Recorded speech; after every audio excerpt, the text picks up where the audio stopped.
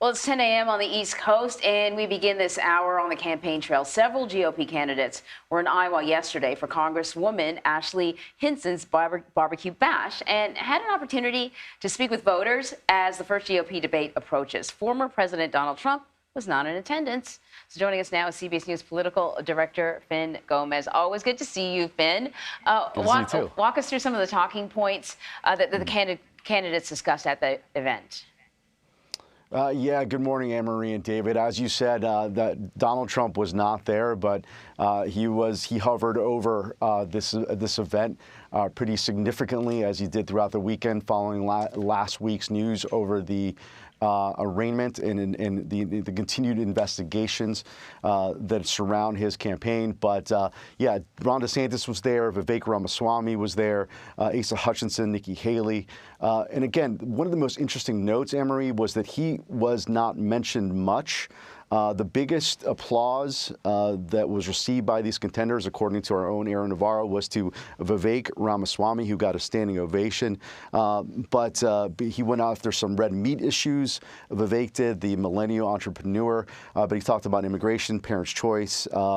And also, again, one of the biggest takeaways, Anne-Marie, was that Donald Trump, even though he wasn't mentioned by his Republican rivals, when CBS News spoke to the attendees there, the Iowa Republicans who had congregated to assess some of these potential would-be presidents, if you will, really their assessment over Donald Trump and the investigations and the indictments was really one-sided in the sense that they all believed that the Biden DOJ and the special prosecutor, that they're all politically motivated, that it was all, you hear this sort of, the same sort of argument that you're hearing from Donald Trump, you're now really hearing from these Iowa Republicans, according to our own Aaron Navarro, who was there covering this event. Fed, let's talk about some new CBS News polling that shows some of the thoughts about the indictments and investigations surrounding former President Trump. Walk us through some of what the Republican sentiments are around these cases. Yeah, David, you know, this is a polling that just came out from our storied surveys and polling unit just this past Sunday. But one of the big takeaways here is that according to those polled, 59% say that indictments and investigations against Trump are trying to stop the Trump campaign. Now, if you split that, that's overall, and this is a national survey, but if you split that and you look at the Republicans, it's a whopping 86% that believe this. They believe that these indictments and investigations are trying to stop the former president's presidential campaign. But however, 88% of Democrats believe it's upholding the rule of law. So you see a big party split on this big issue that really has been dominating at this stage of the Republican primary race. As usual, people kind of living two different realities. 2024 GOP hopeful Christie spoke with CBS this Sunday morning and told Face the Nation that he's convinced that Trump will show up for the first GOP debate on August 23rd in Milwaukee. You know, there's an indication that he might not show because he's so far ahead in the polls. There's almost nothing to gain for him entering into a debate. What are you hearing?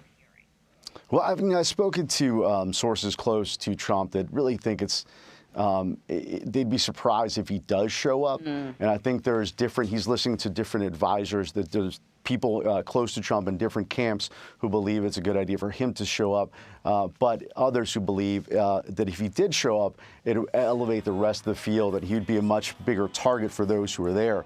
In this interview with CBS News' Robert Costa, Christie said he is convinced Trump will show. He quotes, loves to tease, is what he said about Trump. But he also called him a coward, a complete and total coward, a yellow streak so far down his back.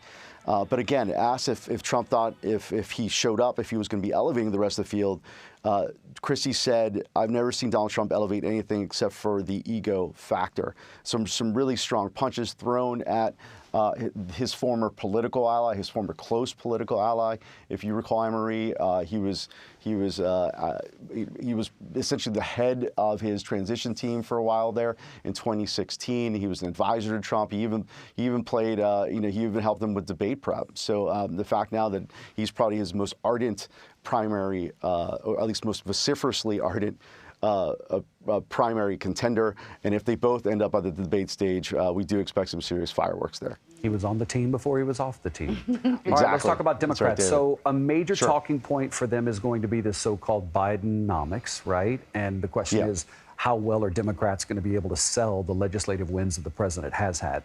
But specifically the vice president, what role are you hearing she's going to take as the campaign continues to heat up?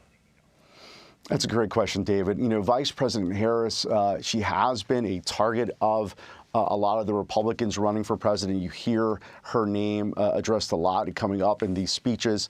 But, you know, she has really become, according to sources close to the White House and to the Biden-Harris reelect campaign, she's going to have a much larger presence, if you will, especially on the campaign trail and some key issues like abortion rights and others where she really has, quote, found her voice. And I think that you are going to be seeing a lot more of her, going to key battleground states. We've already seen that going head to head with potential Republican opponents. You saw that when she went to Florida and took on Ron DeSantis over the controversy surrounding the curriculum there over African American culture and slavery, and you saw her go head to head with Ron DeSantis, and that is sort of a prelude of the expectation that we expect for her as we go further into the cycle, David. All right, Fin Gómez, thanks for the time. Thanks, guys.